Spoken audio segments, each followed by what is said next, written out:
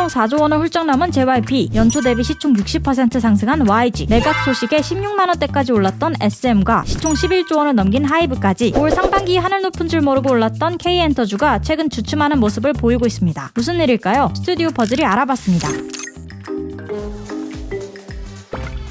블랙핑크 리사 재계약 이슈가 최근 K엔터 업계의 가장 큰 화제였죠. 이달 12일 한 매체가 YG와 중국 에이전시 간 리사 일정 조율 불발을 근거로 재계약이 불투명하다고 보도하면서 리사 이탈설이 제기되었는데요. 이후 YG 엔터테인먼트는 주가 7%대 급락을 겪었습니다. 태국 출신인 리사는 그룹 내 유일한 외국인으로 통상 외국인 멤버들의 재계약률이 낮기 때문에 일찍부터 행보에 이목이 쏠렸습니다. 본국을 포함한 동남아에서 압도적인 인기를 끌고 있고 글로벌 레코딩사가 수익 배분 비율이 훨씬 좋아 굳이 YG 엔터와 계약을 이어가지 않을 것이란 예상도 나오지만 블랙핑크가 글로벌 활동을 확대하고 있어 기존 소속사와 파트너십을 이어갈 가능성도 높다는 전망이 들려옵니다. 하지만 아직 재계약 확정 소식이 들려오진 않아서 YG 매출을 이끌고 있는 블랙핑크를 둘러싼 불확실성이 해소될 수 있을지에 시장 이목이 쏠리고 있습니다. SM 엔터테인먼트도 NCT 멤버들과 재계약을 앞두고 있다는 소식이 들렸습니다. 아이돌은 통상 7년 계약을 맺는데 블랙핑크와 같은 해 데뷔한 NCT도 재계약을 앞두고 있는 거 아니냐 하는 거였죠. SM 엔터는 지난달 엑소의 멤버 백현, 슈민, 첸과 계약 문제로 갈등을 빚으며 하루에 주가가 7% 이상 하락하기도 했었기에 시장의 이목이 더욱 쏠렸습니다. 이들은 극적 합의에 이르며 주가는 금세 안정세를 보였습니다. NCT 멤버들과의 재계약에 대해 지난 17일 SM 관계자는 다음과 같은 입장을 밝혔습니다. NCT는 계약 당시 군입대와 해외 활동 등을 고려해 통상적인 기간과 달리 계약 기간을 결정했습니다. 멤버별로 차이는 있지만 올해 계약이 만료되는 멤버는 없습니다. 전원 내년 이후 만료 예정입니다.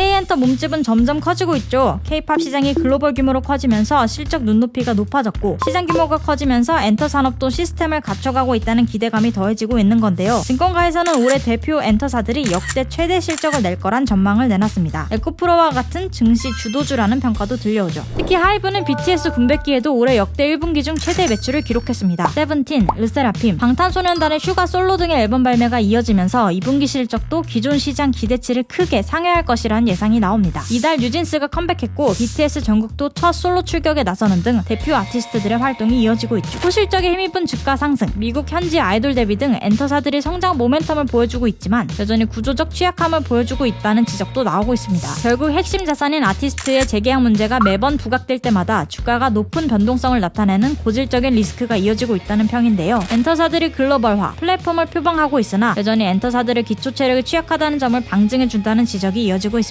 또 하이브는 팬들에 대한 과도한 몸수색 논란으로 주가가 하루 만에 7% 가까이 급락했었죠. 최근 교체된 하이브 소속 신인 아이돌 N팀의 팬 사인회에서 보안 절차상 몸수색이 진행됐는데 그 정도가 속옷 검사로 이어지는 등 과도해 일부 팬들이 문제를 제기하면서 투자 심리가 악화했습니다. 이번 사건으로 엔터사들의 과도한 수익화와 대비되는 소비자 무시 관행이 알려지며 인권 침해 논란이 나오고 있습니다.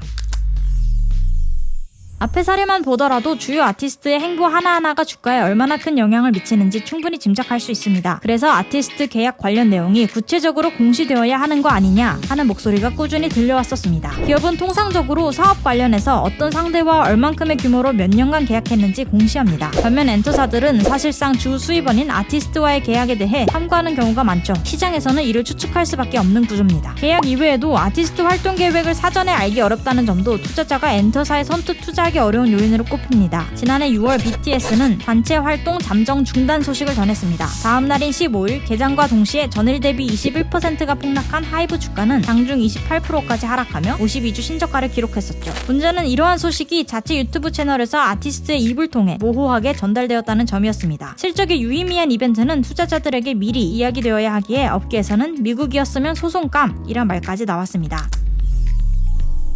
세계 무대로 널리 나아가고 있는 K-팝, K엔터사에 투자하고 싶은 국내외 투자자들이 더 많아질 전망인데요. 시스템이 뒤를 제대로 받쳐주고 있는지 되돌아봐야 할 시점이 아닐까 하는 이야기가 들려옵니다. 이상 스튜디오 퍼즐이었습니다.